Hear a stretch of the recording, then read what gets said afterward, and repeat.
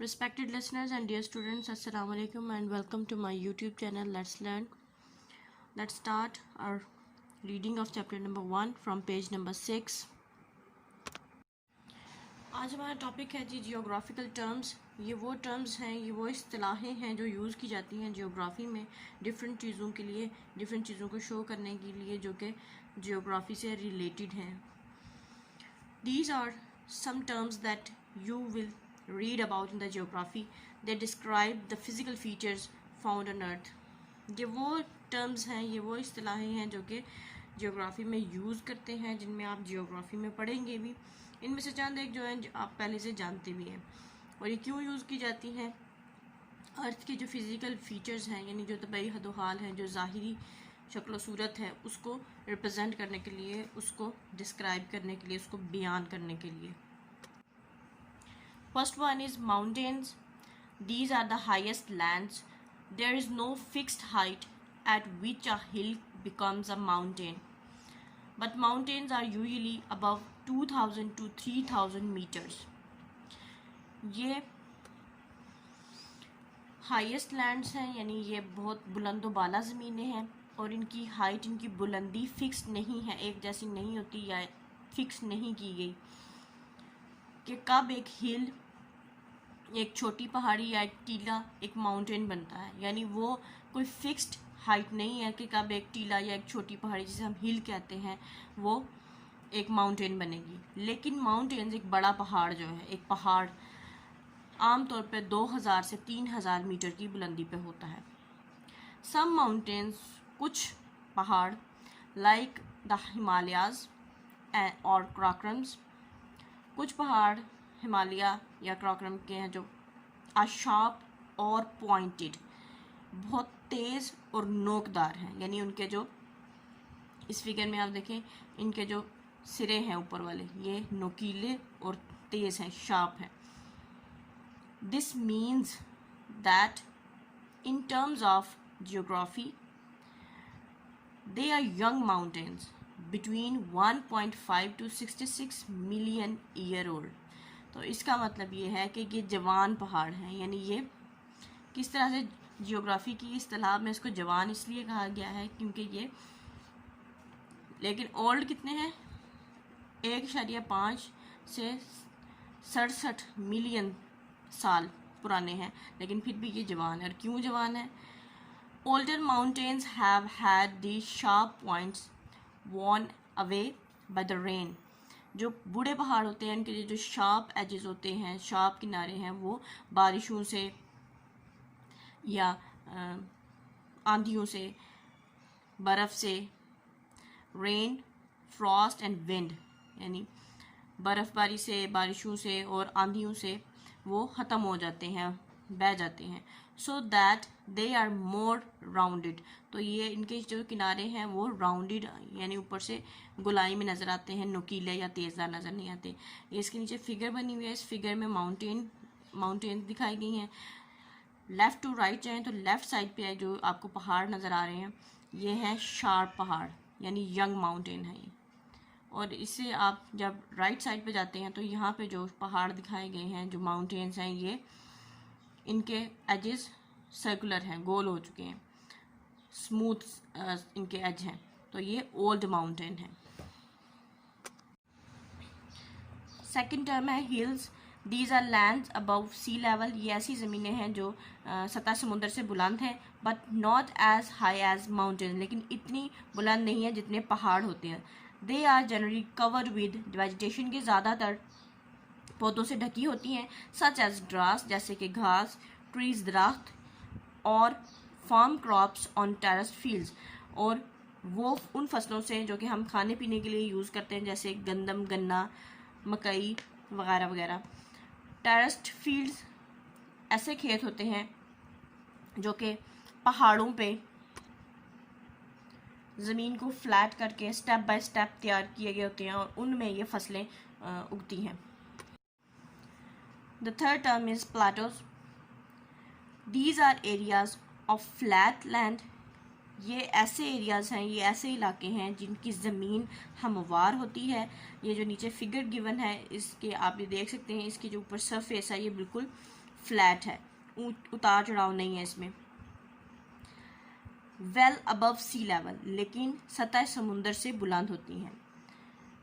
ज़मीन की height find out करने का जो स्टैंडर्ड है वो सी लेवल ही है। हम सी लेवल से कंपेयर करते हैं कि ज़मीन कितनी बुलंद है। Some plateaus are fertile while others are poor lands. कुछ प्लेटोज, कुछ ये ज़मीनें हैं जो, इसको उर्दू में सतह मुर्तफ़ा कहते हैं प्लेटोज को। कुछ ये ज़मीनें फर्टाइल हैं, ज़रखेज़ हैं, लेकिन कुछ जो सी हैं इस काबिल नहीं हैं, यानी बंजर ज़मीनें हैं। It depends on their height, amount of rainfall extra. ये डिपेंड की जो फर्टाइलनेस है, ये कितनी ज़रखेज़ हैं, ये डिपेंड करती है, ये इन्हिसार करती है इनकी हाइट पे कि ये सतह समुंदर से कितनी बुलंदी पर है और यहाँ कितनी बारिशें होती हैं। इसके अलावा भी और भी फैक्टर्स होते हैं। नेक्स्ट टर्म है planes. These are areas of flat land at lower level. Some are at sea level or slightly higher. ये वो ज़मीनें हैं, ये वो एरियाज़ हैं, वो जगह हैं जो कि फ़्लैट होती हैं, जिनका सरफेस, नीचे ये फिगर है इसमें देखिए, इसका जो सरफेस है ये स्मूथ है, फ्लैट है, हमवार है, और ये सी लेवल से या तो सी लेवल के बराबर होते हैं या सतह समुंदर के बराबर होते हैं, या फिर थोड़े से बिल्कुल स्लाइटली ज़रा से हायर होंगे। ज़मीन को मेजर करने का जो स्टैंडर्ड है इसकी हाइट को, वो सतह समुंदरी है। हम हमेशा ये देखते हैं कि सी लेवल से ज़मीन की हाइट क्या है। The plains are important as this is where most farming take place. ये जो प्लेन्स हैं, ये जो मैदानी इलाके हैं, ये बहुत अहम है क्योंकि ज़्यादा यहाँ पे फार्मिंग है जो सबसे ज़्यादा इन्हीं ज़मीनों पे होती है, यानी खेती बाड़ी, काश्तकारी ज़्यादातर उसके लिए यही ज़मीनें, प्लेन्स ही सूटेबल हैं। नेक्स्ट टर्म है डेजर्ट्स, सहरा। These are areas where nothing or only tough plants can grow. ये वो एरियाज़, ये वो इलाके हैं जहाँ कुछ भी नहीं उगता या फिर बहुत ही सख्त जान पौधे वहाँ उग सकते हैं।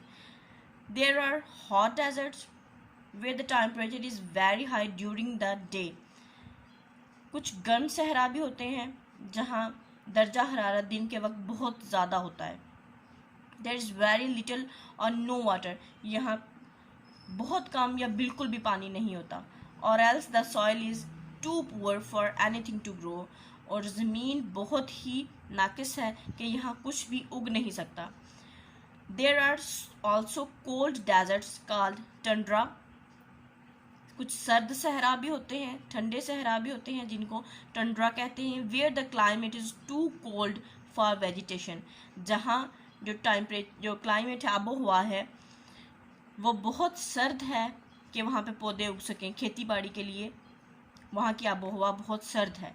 These can be found on high mountains. ये इलाके ऊंचे पहाड़ों पर हैं, माउंटेन टॉप्स, और इन पोलर रीजन या पोलर रीजन हैं। पोलर रीजन जैसे जो कॉन्टिनेंट है अंटार्कटिका, वहाँ पे इस किस्म के सहरा पाए जाते हैं जिन्हें टंड्रा कहते हैं, जो कि जहाँ पे सारा साल जो बर्फ़ से ढके रहते हैं। नेक्स्ट टर्म है लेक्स, झीलें। These are inland seas. ये ज़मीन के अंदर समुंदर हैं, कम्प्लीटली सराउंडेड बाय लैंड, जो कि जिनके इर्द गिर्द मुकम्मल तौर पे ज़मीन होती है। Lakes can have either fresh और सॉल्ट वाटर। लेक्स में या तो फ्रेश पानी होता है, साफ़ पानी होता है, या फिर नमकीन पानी होता है। इस फिगर को देखें जो इसकी डायग्राम के साथ है, ये सराउंडेड है लेक, इसके इर्द गिर्द ज़मीन है और दरमियान में जो गड़ा नुमा जगह है यहाँ पे ये फिल है पानी से। झीलें जैसे झील सैफुल मुलूक है, यानी दरमियान में पानी है और साइडों पे वो ज़मीन है, इनको लेक्स कहते हैं। इस next term is rivers. This is flowing a moving water. दरिया ये बहता या हरकत करता पानी है। These can be tiny streams or mighty rivers many kilometres wide. ये छोटी नदियाँ या बड़े दरिया कई किलोमीटर तक चौड़े हो सकते हैं, इनकी चौड़ाई कई किलोमीटर तक होती है। The water in rivers is fresh. दरियाओं के पानी साफ़ होता है, ताज़ा होता है, except for a short distance where they enter at the sea. सिवाय उस थोड़े से फासले के जहाँ ये दरिया समुंदर में गिरता है वहाँ पे ये वाटर फ्रेश नहीं होता। The next term is estuary. This is where important rivers widen as they enter the sea. ये वो अहम जगह है जहाँ पे दरिया समुंदरों की सूरत में वसी हो जाते हैं, यानी दरिया समुंदर में एंटर हो जाते हैं, दाखिल हो जाते हैं।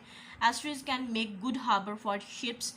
एस्ट्रीज हलीजे बहरी जहाज़ों के लिए, बहरी जहाज़ों की बंदरगाहों के लिए अहम और अच्छी जगह साबित हो सकती हैं, यानी वहाँ पे आके समुद्री जहाज़, बहरी जहाज़ लैंड कर सकते हैं, लंगर अंदाज हो सकते हैं। The last term and topic of this chapter is delta. Delta एक वी टाइप शेप होती है जिसमें 3 कॉर्नर्स होते हैं। Let's read about it. Sometimes when a river enters the sea, बाज़ जब एक दरिया समुंदर में दाखिल होता है, it breaks into many small rivers और चैनल्स इन वी शेप। तो ये वी शक्ल की मुख्तलिफ छोटे छोटे दरियाओं और चैनल्स में डिवाइड हो जाता है। जैसे इस फिगर में आप देखिए, ये दरिया फ्लो करता हुआ आ रहा है फ्रॉम अपवर्ड, और जब यहाँ पहुँचता है, यहाँ से डिफरेंट रिवर्स में, डिफरेंट चैनल्स में ये डिवाइड हो गया, ब्रेक हो गया, टूट गया। ये जो शेप बन रही है यहाँ से, ये देखें समुद्र वाली साइड से देखें, ये वी शेप बन रही है, 3 पॉइंट्स बन रहे हैं इसके। यहाँ से दरिया बहता हुआ आ रहा है, यहाँ से जहाँ ब्रेक हुआ, फिर एक पॉइंट से यहाँ एंटर हो रहा है, एक पॉइंट से यहाँ, ये वी शेप बन रही है। The land here can be very fertile. जो ज़मीन यहाँ होती है वो बहुत ही जरखेज़ हो सकती है, because of mud brought down by river, क्योंकि जो मट्टी या कीचड़ अपने साथ दरिया का पानी लेके आता है उसकी वजह से, क्योंकि ये जरखेज़ मिट्टी भी हो सकती है।